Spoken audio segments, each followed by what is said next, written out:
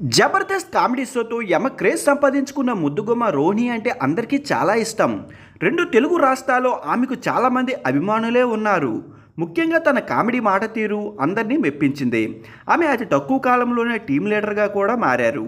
ఆ తరువాత సినిమాలు, వెబ్ సిరీస్లు కూడా చేస్తూ తన టాలెంట్ను ప్రూవ్ చేసుకుంటుంది. ముఖ్యంగా సేవ్ ది టైగర్లో పని మనిషిగా కనిపించి తెగ అలరించింది. ఇటీవలే హనుమాన్, భీమా సినిమాల్లో కనిపించి మెస్మరైజ్ చేసింది. అయితే తాజాగా ఒక షోలో పాల్గొన్న ఆమె తన పర్సనల్ లైఫ్ గురించి షాకింగ్ కామెంట్స్ చేసింది. ముఖ్యంగా తన జీవితాన్ని ఒక వ్యక్తి నాశనం చేశాడని, తనకు ఉపాధి కూడా లేకుండా చేశాడని, అతడే తనకు పెళ్లి చేసుకోవాలని, అప్పుడే తన జీవితం బాగుపడుతుందని కూడా వివరించింది. అయితే రోహిణికి మద్దతుగా యాంకర్ రష్మి కూడా నిలిచింది.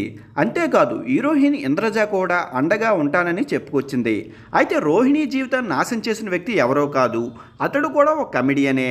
తాజాగా వచ్చిన శ్రీదేవి డ్రామా కంపెనీ షోలో ఈ తతంగమంతా జరిగింది.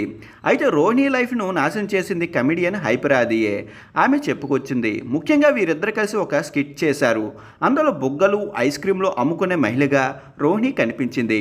అలా చిన్నపిల్లల వద్ద అన్నీ అమ్ముకుంటూ ఆమె కామెడీ చేయగా హైపరాది తిట్టినట్టు పంచులు వేశాడు. అలా చేస్తే డబ్బులు చెల్లించవలసి వస్తుందని చెప్పగా 200 ఇస్తూ మరి ఆమెను కామెంట్ చేశాడు. రోహిణి తన వద్ద ఉన్న వస్తువులు అమ్మిన ప్రతిసారి హైపరాది ఏదో ఒకటి అంటూనే ఉన్నాడు. ఇలా అతడు తన పొట్టపై కొట్టాడని, తనను ఏమీ అమ్ముకోనివ్వట్లేదని చెప్పుకొచ్చింది.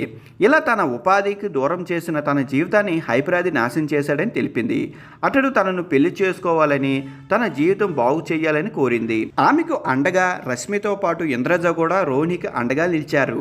నీకు సాయం చేస్తానని, ఆది నిన్ను పెళ్లి చేసుకునేలా చేస్తానని చెప్పింది. ఇలా ఫన్నీగా సాగిపోయింది షో.